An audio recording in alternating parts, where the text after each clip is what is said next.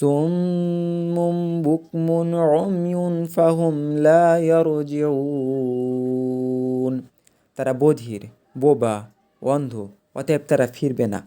আও কাসাইয়্যিবিম মিনাস সামাই ফীহি যুলুমাতুন ওয়া রু'দুন ওয়া বারক يجعلون أصابعهم في آذانهم من الصواعق حذر الموت والله محيط بالكافرين।